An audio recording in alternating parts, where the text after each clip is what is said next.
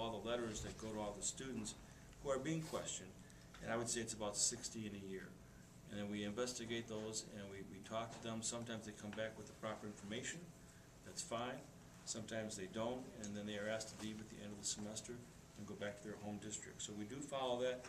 We follow it to the law. We have to be very, very careful about that. And we have to be very careful about announcing who they are just for their own privacy matters. Thank you. This will be the last question prior to the closing remarks, and we'll start with Ms. Frederick. Please identify the top 2 issues that you believe you will face if elected to the school board this year. I believe it's going to be funding. I believe the cuts we're facing are huge, and they're only going to get worse. And I believe that the second one is going to be relations with our staff and with our community because of the tension and the issues that come with money. We won't have the money to make everybody happy. Ms. Kerr-Moore. I, like Carol, believe that funding is going to be the biggest issue. I mean, in order to make our school district run in the fabulous way that it does run, we need to make sure that our funding is shored up. The second thing is, it is building those bridges, working with the community, making sure that our reputation actually is representative of how amazing we are, getting the word out, making sure that people know that Ferndale is a place you want your children to go here, because the education and the experience they're getting here is amazing and so much better than what they can get in any other school district. Thank you. Mr. Mazer. Yes, I think the 2 top priorities, again, the very top priority is going to be funding. Funding in our schools is always an issue. It's an issue in every single school in this state. We have to continue to look at our programs to make sure we don't have to cut programs because of funding. Make sure that we are creative in reorganizing our administration when that potentially can happen to save dollars. Make sure we can build on revenue-generating programs that the state doesn't control, so that we can continue to bring funding into this district to keep all these programs without additional cost to the actual district.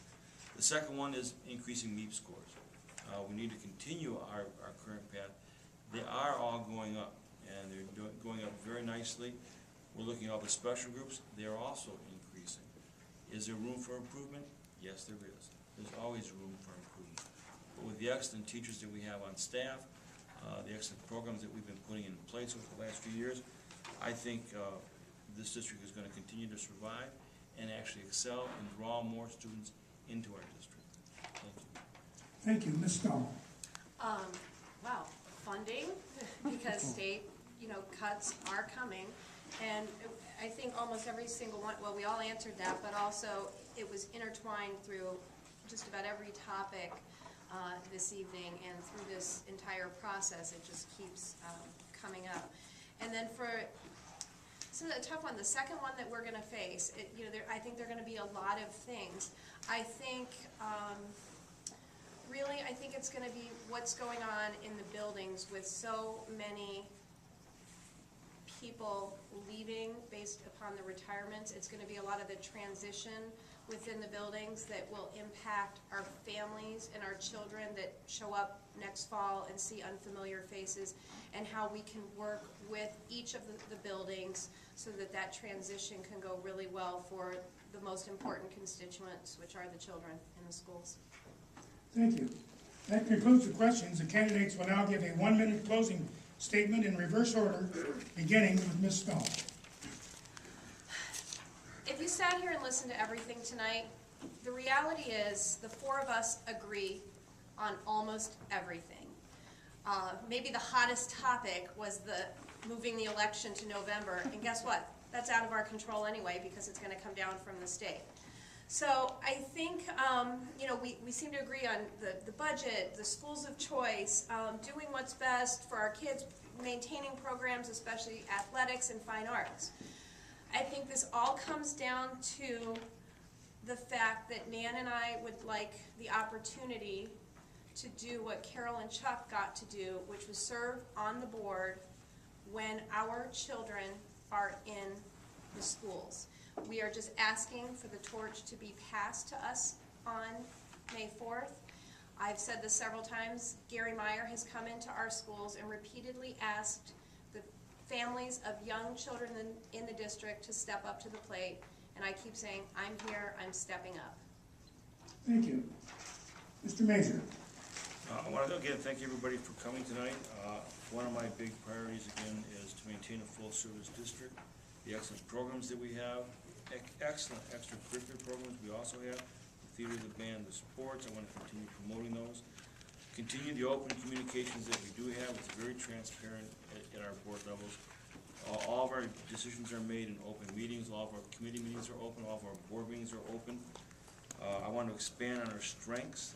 Magna award for the University High School was an excellent one, an excellent decision that we made. Not an easy one, but we did that. I even want to expand the open program over at Roosevelt. There's room to do that. I think we need to do that. And it's good for some kids. Some kids need other programs. Expand the programs that we need for the kids that we have. And I think we have to build on our diversity. I think we need experienced board members, as was mentioned. We agree on a lot. It's the experienced people that got us here.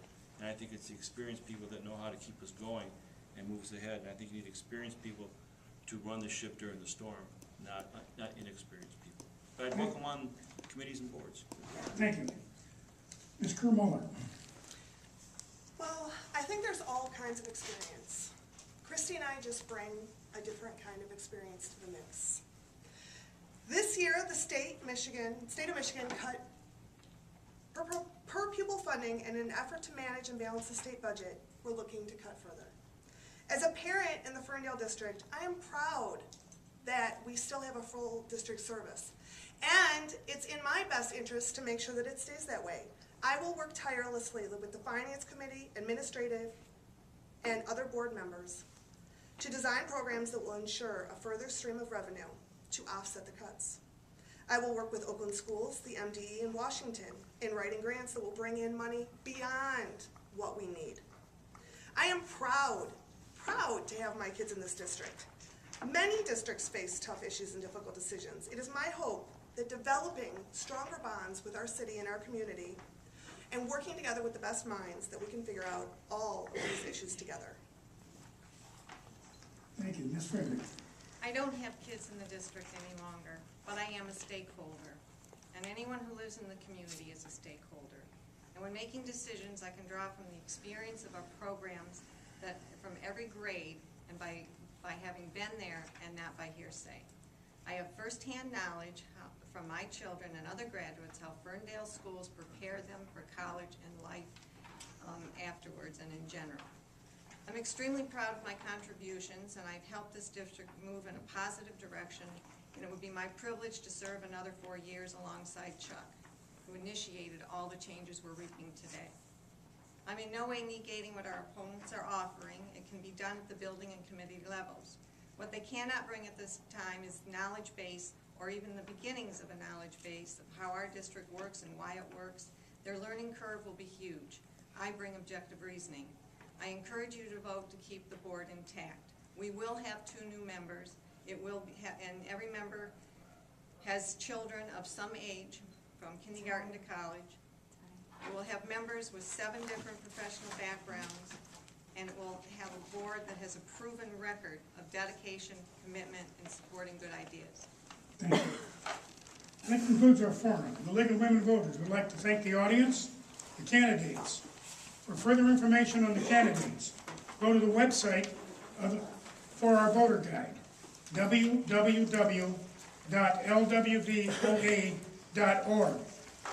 This program was videoed, and it will be on the League website.